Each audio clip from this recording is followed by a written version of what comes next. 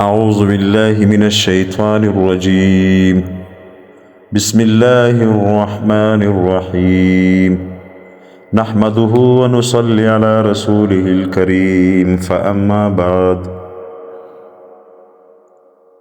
دوستو، حضرت ابو ذر رضی اللہ عنہ کی نصیحتیں آج بیان کروں گا انشاءاللہ۔ حضرت سفیان ثوری رحمۃ اللہ علیہ کہتے ہیں، ایک مرتبہ حضرت ابو ذر غفاری رضی اللہ عنہ نے کعبہ کے پاس کھڑے ہو کر فرمایا، اے لوگو، میں جندب غفاری ہوں، اس بھائی کے پاس آ جاؤ جو تمہارا خیر خواہ اور بڑا شفیق ہے۔ اس پر لوگوں نے انہیں چاروں طرف سے گھیر لیا تو فرمایا، ذرا یہ بتاؤ کہ جب تم میں سے کسی کا سفر کا ارادہ ہوتا ہے تو کیا وہ اتنا مناسب زاد راہ نہیں لیتا جس سے وہ منزل مقصود تک پہنچ جائے؟ لوگوں نے کہا، لیتا ہے۔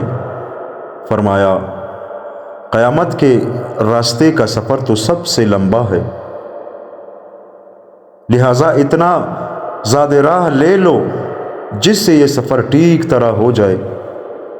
لوگوں نے کہا، وہ زاد راہ کیا ہے جس سے ہمارا یہ سفر ٹھیک طرح ہو جائے؟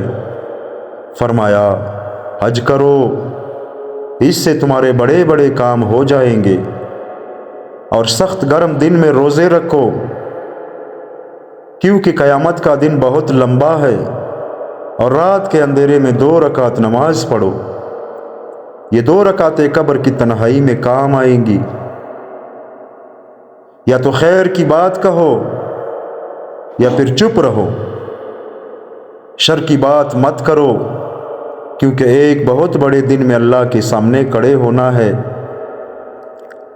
اپنا مال صدقہ کرو تاکہ قیامت کے مشکلات سے نجات پا سکو۔ اس دنیا میں 2 باتوں کے لیے کسی مجلس میں بیٹھو، یا تو آخرت کی تیاری کے لیے یا حلال روزی حاصل کرنے کے لیے۔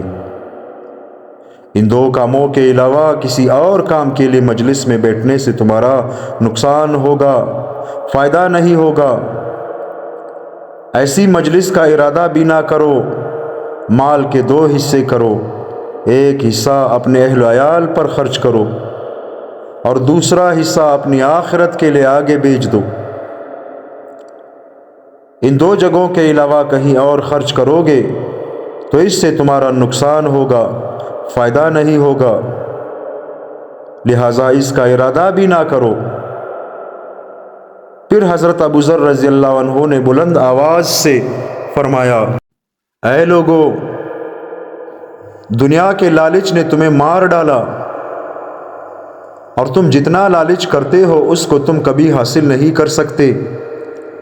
حضرت عبداللہ بن محمد رحمۃ اللہ علیہ کہتے ہیں، میں نے ایک قابل اعتماد انسان کو یہ کہتے ہوئے سنا کہ ہمیں یہ بات پہنچی ہے کہ حضرت ابو ذر رضی اللہ عنہ فرمایا کرتے تھے، اے لوگو، میں تمہارا خیر خواہ اور بڑا شفیق ہوں، رات کے اندھیرے میں نماز پڑھا کرو، یہ نماز قبر کی تنہائی میں کام آئے گی۔ دنیا میں روزے رکھو، قبروں سے اٹھائے جانے کے دن کی گرمی میں کام آئیں گے، اور دشوار دن سے ڈر کر صدقہ دیا کرو۔ اے لوگو، میں تمہارا خیر خواہ اور بڑا شفیق ہوں۔ حضرت ابو ذر رضی اللہ عنہ نے فرمایا، لوگوں کے ہاں بچے پیدا ہوتے ہیں جو ایک دن مر جائیں گے، اور لوگ عمارتیں بناتے ہیں جو ایک دن گر جائیں گی۔ لوگوں کو فانی دنیا کا بڑا شوق ہے اور ہمیشہ رہنے والی آخرت کو چھوڑ دیتے ہیں۔ غور سے سنو، 2 چیزیں عام لوگوں کو ناپسند ہے، لیکن وہ بہت اچھی ہے، ایک موت اور دوسرا فقر۔ حضرت حبان بن ابی جبلہ رحمۃ اللہ علیہ کہتے ہیں، حضرت ابو ذر رضی اللہ عنہ اور حضرت ابو درداء رضی اللہ عنہما نے فرمایا تمہارے بچے پیدا ہو رہے ہیں جو ایک دن مر جائیں گے، اور تم عمارتیں بنا رہے ہو جو ایک دن اجڑ جائیں گی۔ فانی دنیا کے تم حریص ہو، لیکن باقی رہنے والی آخرت کو چھوڑ دیتے ہو۔ غور سے سنو، 3 چیزیں لوگوں کو پسند نہیں ہے، لیکن ہے بہت اچھی۔ ایک موت، دوسری بیماری، تیسرا فقر۔ حضرت ابو طفیل رحمۃ اللہ علیہ کہتے ہیں کہ میں نے حضرت حذیفہ رضی اللہ عنہ کو یہ فرماتے ہوئے سنا کہ اے لوگو، حضور صلی اللہ علیہ وآلہ وسلم سے خیر کے بارے میں پوچھا کرتے تھے لوگ، لیکن میں شر کے بارے میں پوچھا کرتا تھا، تو کیا تم لوگ زندوں میں سے مردے کے بارے میں نہیں پوچھتے؟ پھر فرمایا اللہ تعالیٰ نے حضرت محمد صلی اللہ علیہ وآلہ وسلم کو مبعوث فرمایا، انہوں نے لوگوں کو گمراہی سے ہدایت کی طرف اور کفر سے ایمان کی طرف بلایا۔ پھر جس کا مقدر اچھا تھا اس نے حضور صلی اللہ علیہ وآلہ وسلم کی دعوت کو قبول کر لیا، اور جو لوگ مردہ تھے وہ حق کو قبول کر کے زندہ ہو گئے، اور جو زندہ تھے وہ باطل پر چلتے رہنے کی وجہ سے مردہ ہو گئے۔ پھر حضور صلی اللہ علیہ وآلہ وسلم کے انتقال سے نبوت چلی گئی، پھر نبوت کے نہج پر خلافت آ گئی۔ اب اس کے بعد ظلم والی بادشاہت ہوگی، جو ان کے ظلم پر دل، زبان اور ہاتھ سے انکار کرے گا تو وہ پورے حق پر عمل کرنے والا ہوگا، اور جو ہاتھ کو روک لے گا اور صرف دل اور زبان سے انکار کرے گا وہ حق کے ایک حصے کو چھوڑنے والا ہوگا، اور جو ہاتھ اور زبان کو روک لے گا اور صرف دل سے انکار کرے گا وہ حق کے 2 حصوں کو چھوڑنے والا ہوگا، اور جو دل سے بھی انکار نہیں کرے گا وہ انسان زندوں میں سے مردہ ہے۔ حضرت حذیفہ رضی اللہ عنہ نے فرمایا دل 4 قسم کے ہوتے ہیں۔ ایک وہ دل جس پر پردہ پڑا ہوا ہے، یہ تو کافر کا دل ہے۔ دوسرا 2 منہ والا دل، یہ منافق کا دل ہے۔ تیسرا وہ صاف ستھرا دل جس میں چراغ روشن ہے، یہ مومن کا دل ہے۔ چوتھا وہ دل جس میں نفاق بھی ہے اور ایمان بھی۔ ایمان کی مثال درخت جیسی ہے جو عمدہ پانی سے بڑھتا ہے، اور نفاق کی مثال پوڑے جیسی ہے جو پیپ اور خون سے بڑھتا ہے۔ ایمان اور نفاق میں سے جس کے صفات غالب آ جائیں گے وہی غالب آ جائے گی۔ حضرت حذیفہ رضی اللہ عنہ نے فرمایا فتنہ دلوں پر ڈالا جاتا ہے، تو جس دل میں وہ فتنہ پوری طرح داخل ہو جاتا ہے اس میں ایک کالا نقطہ لگ جاتا ہے، اور جو دل اس فتنے سے انکار کرتا ہے اس میں سفید نقطہ لگ جاتا ہے۔ اب تم میں سے جو یہ جاننا چاہتا ہے کہ اس پر فتنے کا اثر پڑا ہے یا نہیں، وہ یہ دیکھے کہ جس چیز کو پہلے وہ حلال سمجھتا تھا اب اسے حرام سمجھنے لگ گیا ہے، یا جس چیز کو وہ پہلے حرام سمجھتا تھا اب اسے حلال سمجھنے لگ گیا ہے، تو بس سمجھ لے کہ اس پر فتنے کا پورا اثر ہو گیا ہے۔ حضرت حذیفہ رضی اللہ عنہ نے فرمایا فتنوں سے بچ کر رہو، اور کوئی آدمی خود اٹھ کر فتنے کی طرف نہ جائے، کیونکہ اللہ کی قسم جو بھی از خود اٹھ کر فتنوں کی طرف جائے گا اسے فتنے ایسے بہا کر لے جائیں گے جیسے سیلاب کوڑے کے ڈیروں کو بہا کر لے جاتا ہے۔ فتنہ جب آتا ہے تو بالکل حق جیسا لگتا ہے، یہاں تک کہ جاہل کہتا ہے کہ یہ تو حق جیسا ہے، اس وجہ سے لوگ فتنہ میں مبتلا ہو جاتے ہیں، لیکن جب جاتا ہے تو اس وقت صاف پتہ چل جاتا ہے کہ یہ تو فتنہ تھا۔ لہٰذا جب تم فتنہ کو دیکھو تو اس سے بچ کر رہو، اور گھروں میں بیٹھ جاؤ اور تلواریں توڑ ڈالو اور کمان کی تاند کے ٹکڑے کر دو۔ حضرت حذیفہ رضی اللہ عنہ نے فرمایا فتنے رک جاتے ہیں اور پھر اچانک شروع ہو جاتے ہیں، اس لیے اس کی پوری کوشش کرو کہ تمہیں ان دنوں میں موت آ جائے جن دنوں فتنہ رکا ہوا ہو۔ مرنے کی کوشش سے مراد مرنے کی تمنا اور اس کی دعا ہے۔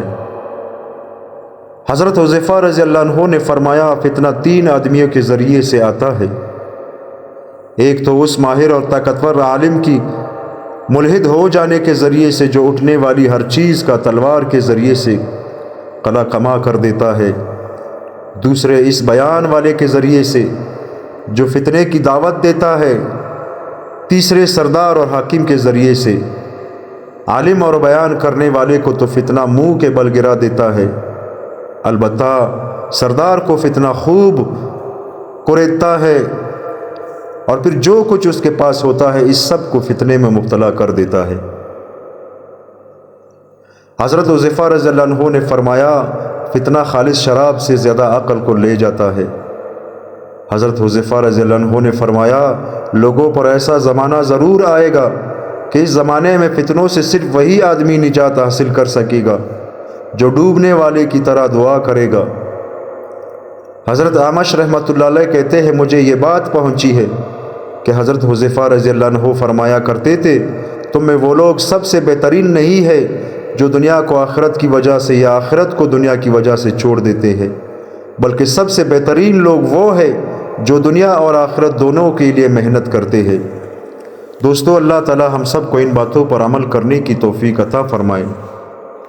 رمضان المبارک تو گزر گیا، اللہ تعالی ہمارے عبادات کو قبول فرمائے۔ ہم نے جو عبادات رمضان المبارک میں کی تھی اللہ تعالیٰ ان کو قبول فرمائے، اور کوشش کرے کہ رمضان کے بعد بھی ہماری نمازیں قضا نہ ہو، ہم جھوٹ نہ بولے، ہم غیبت نہ کرے، ہم کسی کا حق نہ کھائے، ہم غلط رستوں پہ نہ چلے، ہم گناہ کی طرف توجہ نہ دے، جیسا کہ رمضان میں ہم اپنے روزے کی وجہ سے کہ ہمارا روزہ کو کہیں کوئی نقصان نہ پہنچ جائے، ہم نے خود کو جھوٹ، غیبت، چوری وغیرہ سے اپنے آپ کو روکا ہوا تھا۔ تو رمضان کے بعد بھی ہمارا وہی ایمان ہے، ہمارا وہی دین ہے، ہمارا وہی قرآن ہے کہ ہم اپنے آپ کو گناہوں سے بچائے اور اللہ تعالیٰ سے ہمیشہ یہی دعا کرے کہ یا اللہ ہمیں کامل ایمان عطا فرما، اور وہ ایمان عطا فرما جس پہ یا اللہ آپ راضی ہو۔